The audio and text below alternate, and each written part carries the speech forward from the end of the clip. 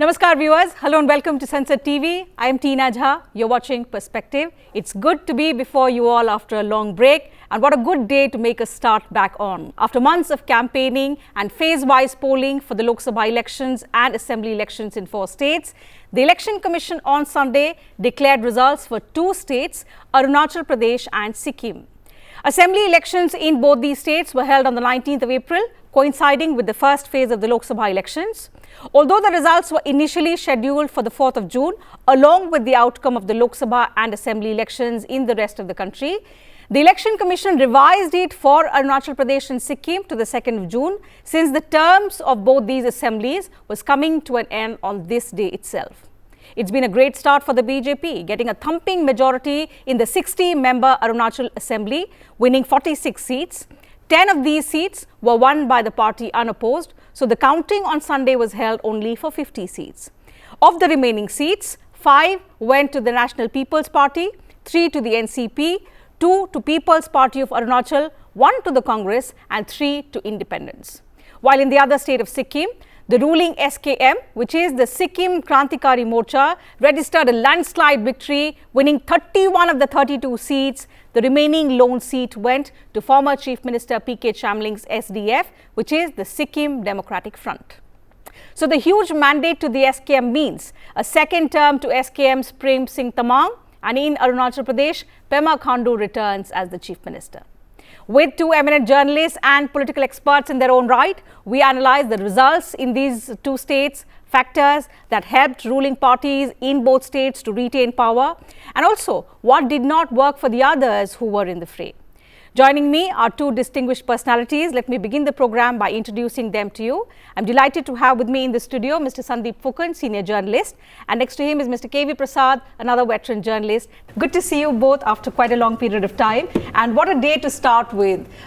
Election results of two states in the northeast, very, very important again for the BJP because it gives them a good start along with the Lok Sabha results, which will happen day after tomorrow. Let's begin with Arunachal Pradesh. Mr. Phukun, to you first. 46 of the 60, of course, bettering their tally from 41. But what's interesting is 10 of them unopposed. But for a party which began and in fact which formed its first elected government in the state for the first time just 5 years ago, what does this kind of huge mandate mean? Yeah, so first of all, you know, Arunachal has had a history of electing legislators unopposed. It has happened previously as well. In fact, Congress holds that record. 11 of them unopposed. Yes, 11 of them. Yes, exactly. So, so this time it was just one short of that 11, the past record of 11. Yes, it's it's a splendid victory for the BJP, and BJP has really come of age in Arunachal Pradesh. One should also look at the history of Arunachal Pradesh. In fact, in most northeastern states, what happens is, politically, they would, in the regional parties, actually like to align with the party in power at the center. Right. So, for example, Gegong Apang, at one point he was one of the longest serving chief ministers. He was with the Congress, very tall leader. But then when Vajpayee government was here at the center, almost overnight, the entire cabinet, the entire government had switched sides, and Mr. Apang had formed a party called Arunachal Congress, and they had joined the NDA. So it's not unusual for, and even if you look at the current BJP, current BJP government, Pema Khandu, for example, is the son of Dorji Khandu, who was again, a long-time Congress chief minister. Mr. Pema Khandu himself had served as a Congress chief minister for some time. So, and then of course he decided to join the BJP. He was not happy with the Congress. He decided to join the BJP, and since then the BJP has really done well for itself. It has flourished, and it is it is the most dominant party in Arunachal Pradesh. The other party that has come a distant second, in the NPP, National People's Party, they are also an ally of the BJP. They are in power in Meghalaya, and they too have a history of fighting elections separately. They, if you recall that in Meghalaya, there was sharp exchange of words between central leadership of the BJP and Mr. Conrad Sangma's party, which was of course founded by the late Purno Sangma, former Lok Sabha Speaker. And then, you know, after the elections, they patched up and they came together again to form a joint government. So here in this case in Arunachal, an NPP is also in a way, though they contested the elections separately, so you can also add their numbers to the larger the NEDA the NEDA. So you have 46 plus 5, I thought, right. no? So that's 51. Okay. I think the worrying sign, the real worrying sign is the decimation of the Congress. In fact, I was about to bring that question to Mr. Prasad. It's strange that for a party which was at the frontier until 2016, and historically the party has been quite strong in Arunachal Pradesh, in less than a decade, the party, and in fact today when the trends came in, it seemed that the Congress will not be able to make a breakthrough, but by the end of the day, at least they had one seat to hold on to. The complete decimation in a state where you enjoyed all the powers until a decade back, what does it mean for the Grand Old Party? Will they be able to revive from this kind of decimation? Well, that is the issue that the party has to really think about seriously. If I were to add, I mean, Sandeep gave a very wonderful history of this, and most of it were ex-Congress, if I were to add, you know, give them the characteristics, but they have moved out to political pastures have changed for them. If I were to bring a current to you, Rajiv Gandhi's Bharat Jodo Yatra, Rahul Gandhi's Bharat Jodo Yatra was from Arunachal. Yes. Now look at it. For all the grand plans, everything went off. They started their rally from eastern tip of India, came out to other parts later. But on the ground, for all that talk we generated, look at the results. I mean, you're saying one seat, probably they'll just trying to hold on to one seat. So it's a complete decimation. Ideology may be there, but there are no people to take the party's ideology forward. But what could be the factors, Mr. Fukun? Was it the lack of will, lack of resources? Because the party didn't even contest on all the seats. I believe they contested only on 19. Yes. So lack of resources certainly is one of them. And the tallest leaders didn't even go there to, campaign. Yes. And also the central leadership did not campaign.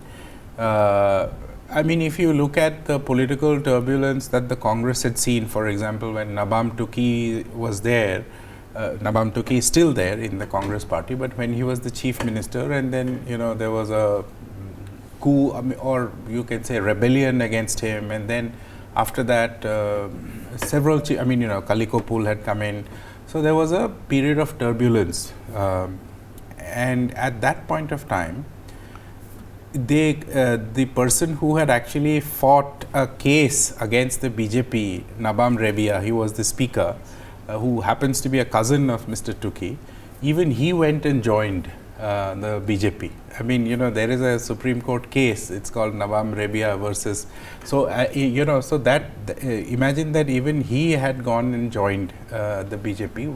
It shows the lack of confidence of local leaders in the leadership of the party. Congress party for a decade now has not been able to come up with a strong next generation of leaders. They do not have that. And that is the reason why, I mean, you know, when you think of Arunachal leader, Pema Khandu, of course, is a, young chief minister, dynamic chief minister, but then you have so many other names that come to your mind, Kiren Rijiju. So you do not have such, names from the Congress. If you do not build your second, third generation of leaders, and that's a problem actually they have almost across all northeastern states. Even in Assam, you have, of course, Gaurav Gogoi has emerged as a very, young, articulate, powerful leader now. But look at Assam, for example. You had Tarun Gogoi, who was a stalwart. Then you had Mr. Himanta Biswa Sharma, who, quit the party in 2015 and joined the BJP. And after that, there's no one, there was no one who could replace these big names for a long time. It's only now in the past couple of years that Gaurav Gogoi, largely to his presence in parliament, and that he has sort of come up and has become a face. So this is a problem. Organizationally, the party is extremely weak in Arunachal or in several other states, and that is the reason. That's the real worry. And as Prasad was saying, that small sort of this thing that the Bharat Jodo Nyaya Yatra had actually originally started from Imphal in Manipur, but it went to the next stop was it went via Nagaland to Arunachal, and they spent considerable time there. And he's absolutely right that when Mr. Gandhi went, because I happened to cover that yatra, and you would see a lot of people coming out in the streets to have a glimpse of Mr. Gandhi. But when it comes to voting, it never translates. So what it means is that they may just want to have a look at a central leader, somebody, a big name coming to their state. But when it comes to voting on crucial, critical issues, then their local leaders perhaps don't inspire the voters. And this is a state where they had a stronghold once, Mr. Prasad. The other state, Sikkim, they're not even there, because Sikkim is one state that election after election has given the mandate to the regional parties. With the SKM now seeing this kind of landslide victory, they've swept the state away, 31 of the 32 seats, leaving just one state to the longest serving chief minister's party.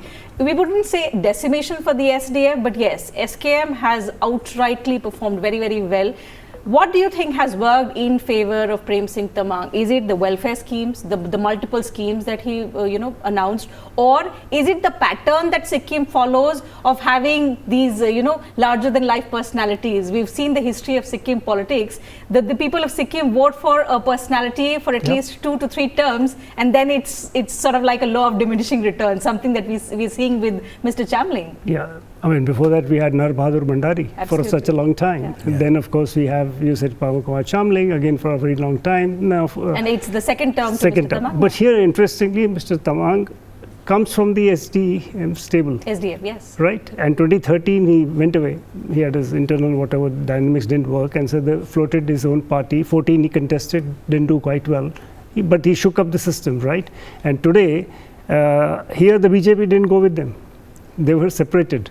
And look at that, despite all that, SKM has shown the weight it carries in Sikkim. Even though the campaigning was against SKM government on issues which are very common in Indian politics, corrupt practices, inefficient government functioning, all those charges were hurled around. But the results show something else. So quite possibly you're right, the welfare schemes must have worked. I mean, the charisma of the person who's carried himself dear to the people of the state. And Sikkim again is a very sensitive area for it, and it is now part of what is described as the Ashtalakshmi, or the 7 northeast plus 7 sisters plus the 8th Sikkim. So it's a very interesting area to always watch. It's a small state, 32 members of assembly, so it can, the political stability will depend on the numbers that the government of the day commands. And here it's almost there's hardly any opposition to call about. Instability, violence, corruption, any kind of terrorist activity is something that one wouldn't associate with Sikkim. It's a relatively very peaceful state. But in these elections, perhaps for the first time, we also saw some kind of violence. SDF leaders were attacked, and I think Mr. Chamling's campaign party was attacked. What is it? I mean, are we also seeing some effect of what's happening in the northeast now coming in to Sikkim politics also? No, I think those sporadic violence is not really symptomatic of the politics that Sikkim follows. I would still consider them as aberration. People in hill states, they may be small, but they're very passionate about their politics. So whether it's Darjeeling, from Subhash Gishing's time, or whether it's Sikkim or any other state, Manipur, people are very passionate about whom they support, who they like. So it's not uncommon or unusual to see supporters of opposing parties coming to blows, or at times, as in the case of Mr. Chamling's motorcade. That Mr. Baichung Bhutia is a big name, but he couldn't attract that number. For the sixth time, mind you, he's been actually contesting on different party tickets. He in fact merged his party with the SDF. Yeah, and he could not win. For the sixth time, he has lost an election. And they were expecting, because of his presence in SDF, the SDF would do well. Well, so obviously that I think this kind of a landslide, I think nobody had seen.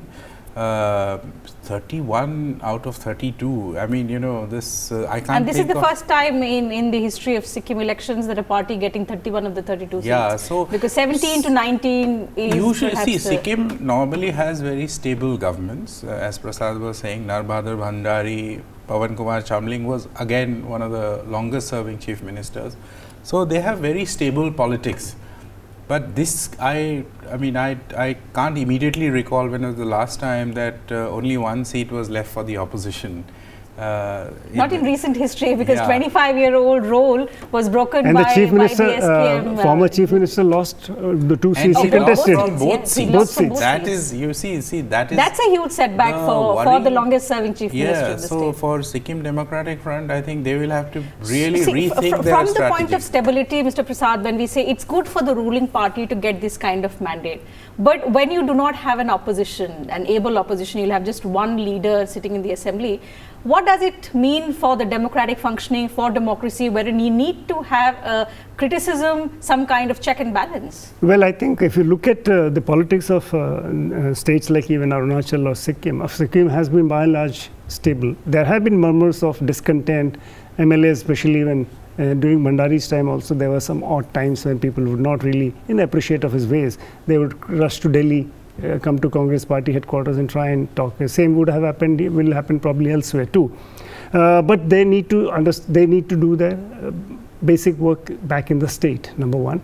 They all know without the backing of some strong leaders at the center, which means the party at the center and the government, it's very difficult to get things done, because these are hill states where majority of grants come from the center. So dependence on center grows very dramatically in terms of resources have to come from there.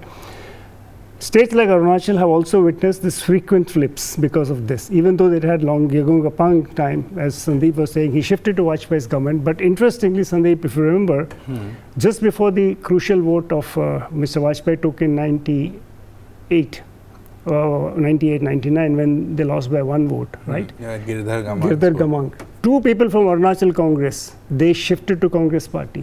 They Mukut Mithi, they shifted under Mukut Mithi, who was the junior to Gegong Apang. And at the same time, Gegong Apang's son Oma Kapang was a minister in the Vajpayee government. So you see, these dynamics play differently. Mukut Mithi shifted, and two of his MPs shifted sides. And especially in these smaller assemblies and where 2 or 3 can make a and subsequently from the Congress became the chief minister. He became the chief minister, and he also went on to, of course, when the state changed leadership, he went on to become a governor of another, lieutenant governor of another states.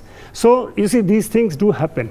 So the smaller the numbers, sometimes this also add to the politics, dynamics of politics play differently. So I would put it this way, that stability of these governments, especially Arunachal, as Prasad pointed out, that in fact I forgot that episode, that though Mr. Gegong Apang had overnight shifted, had formed his own party, Arunachal Congress, supported the Vajpayee government at the center, but when that crucial vote, when Vajpayee government lost by a single vote, one of the reasons that these two people had shifted. Arunachal Congress Mithi group merged itself with the Congress party, and they supported the vote. What one can safely say is that stability of these governments also depend on the stability of the party in power at the center. So it's not unusual for even national party governments in these states taking a line which is different and which is basically aligning with the center, no matter who is in power. because they need the center's support for all their, because these are not states where you have a lot of industries or they generate their own revenue. So that explains why even though SKM broke up with the BJP, they will still be part of the NEDA, the NPP, which will fight separately, but it will still be part of the larger alliance in the Northeast. Absolutely. Coming back to the BJP, because the kind of performance it has been showing, Arunachal today has given them a lot of reason to rejoice. It's given them a great head start. Of course, the exit polls do predict a larger win in the Lok Sabha elections. Also in Andhra and Odisha, the results favor the BJP. But when it comes to the functioning of the Saffron Party in the Northeast, what has changed in the last 1 decade in terms of development? That's the biggest plank for the BJP in terms of bringing the Northeast people to the mainstream and several other promises that the region had been yearning for decades. So there is a clear focus on the Northeast. There is no denying that.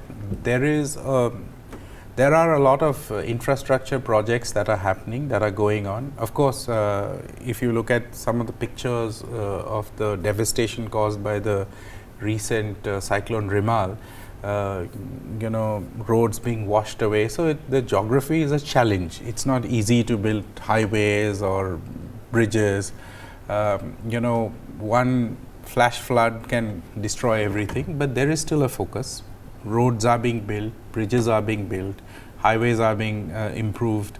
So that is one. Railway network has been expanded. So this is, so stability at the center for the past 10 years, and I would say the previous 10 years of the UPA also. When you have a stable government, it definitely the results show on the ground. There has been definitely a sharp focus on the Northeast states. Prime Minister often refers to them as Ashtalakshmi. So that is one of the reasons why there is, now BJP is, earlier BJP would want to expand its footprints by, piggy riding on their allies. That's no longer the case. In Manipur, they are the principal party. In Meghalaya, it's still not a principal party, but in Arunachal, they are the principal party. In Tripura, they are the principal party. They have replaced, a party that had just 6% of the votes. In 5 years' time, they focused on, on winning that state, and eventually they have now won 2 terms back to back. So why it is so important? It is so important for the BJP ideologically because these are not traditionally, the Hindi belt states that the BJP was originally associated with. We've seen in these elections, for example, a very definitive southern focus from the BJP side, because if it is not only the world's largest party, it would also like to replace the Congress completely when it comes to having pan-India footprints. It would not just want to be identified with only the Hindi heartland states. So in the down south, for example, they have gone only as far as Karnataka. So this time they would be hoping to win seats in Telangana. They have won Telangana 3 seats, but they would like to improve their tally in Telangana. They would like to hold on to the number of seats in Karnataka. They would like to win in Andhra. That's why they have gone with the Chandrababu Naidu's TDP in alliance. They were, I don't know what will happen in Kerala, but they have definitely, put up a strong fight. They would hope. Kerala, I mean, interestingly, what connects me to the Northeast, Mr. Prasad, is what the BJP has tried to do this time in their campaigning, the acceptability in the Northeast, which has a significant Christian population. They've tried to give out the message to the Christians in Kerala that, look, we have worked towards development, we've changed the lives of the population in the Northeast. You give us a chance and we are going to do that. Do you think that's going to somewhere resonate, that the acceptability among Christians in the Northeast region? Could that translate also? Could we see similar results among the Christian population? My personal thing, in Kerala it works differently. The Kerala, the churches are very strong. The messaging has been quite hard, but must be. My understanding, I may be wrong in my assessment, but this is my understanding. Kerala is a difficult state, different state, right? The way the Kerala politics works is quite different. Northeast is different. Arunachal is certainly different, right? and each state has its unique characteristics. And also remember please. Importantly, when you're talking of infrastructure, remember Arunachal is a sensitive border state. Yeah. Yes. And we have China always trying to meddle, in that region. If you remember in March, they tried to change names of certain areas, and our External Affairs Minister, Mr. Jaishankar, said just by changing names, your house doesn't become mine. So, this is something which, so infrastructure is also based on that requirement, because for a long time, infrastructure in the border states was not developed for the fear that it might also help the other side. That has now changed over the last 10 years. The focus is more infrastructure development in the border states, so improve that. So that's why one of the reasons you had that push. So much so Sikkim, there's a train which goes to Naharlagun, which is the Itanagar, close to Itanagar. I mean, it's a capital, just short of the capital, right? Yeah. It's a bordering area, whatever. It's like Delhi, New Delhi. So things have changed. Things are moving in the direction. They're talking of a train to Manipur, right? Whether there is also local resistance to it is another reason. That's okay. That's people have different viewpoints. So infrastructure, all these will make a qualitative difference in people's life, number one. But the political messaging is also important for BJP, because if this is largely a Christian population, more so in Nagaland as compared to other parts, because is that. And remember, people of Arunachal speak excellent Hindi because it is a second language that has been taught to them from schools and taught to them from 70s. So it's a very different culture that comes up across. Yes. No, but overall, I think I agree with you that it helps in the overall messaging. That's what I meant by when I say that it's ideologically it's important for the BJP, because before the BJP actually dislodged the Congress system used to be the word earlier used by political scientists to show the dominance by one party. Now, at least for the past 10 years, we've seen that system being replaced with the BJP. But there were certain pockets which were weak points, let's say, where they wouldn't have that kind of acceptability or that kind of presence. South continues to be one such area where the BJP still hasn't had the kind of success that it has seen elsewhere. But in the northeast, they have certainly tasted success. As I pointed out, Manipur, Arunachal, Tripura, these are states, Assam, these are states where they have their majority of their own. And in Mizoram, in Nagaland, it's their allies who are in government. So it is important for them in terms of messaging that we are not just a party of a few states, we are actually truly a pan-India party. These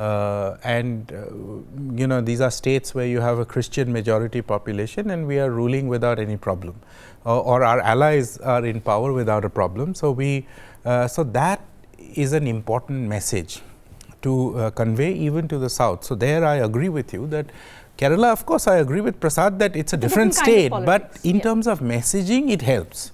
That is Let's see how much of that helps the BJP in Kerala, because the exit polls do indicate a breakthrough for the Saffron Party in Kerala. But that's for the 4th of June. As much as I would want this discussion to continue because it's getting interesting, but due to paucity of time, I'll have to stop at that. We'll have to save some for day after tomorrow, the 4th of June, which is the bigger day wherein results of the Lok Sabha elections will come. The 18th Lok Sabha is going to be formed. And let's see how the parties are going to perform. The Prime Minister, of course, has been the star campaigner for the BJP. For the India Alliance, it's been Mr. Rahul Gandhi who has conducted most of the campaigns, assisted by his sister Priyanka Gandhi. But let's see how the results come out, where the Congress party is actually able to hold fort some of the southern states where the party has been doing well.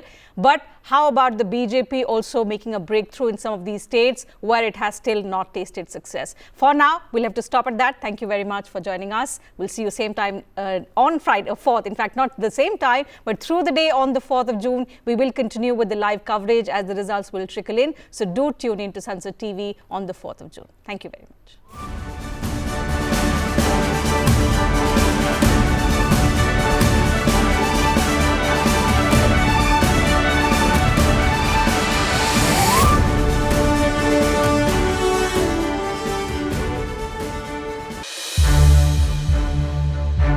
To watch more programs of Sansad TV, subscribe to our YouTube channel.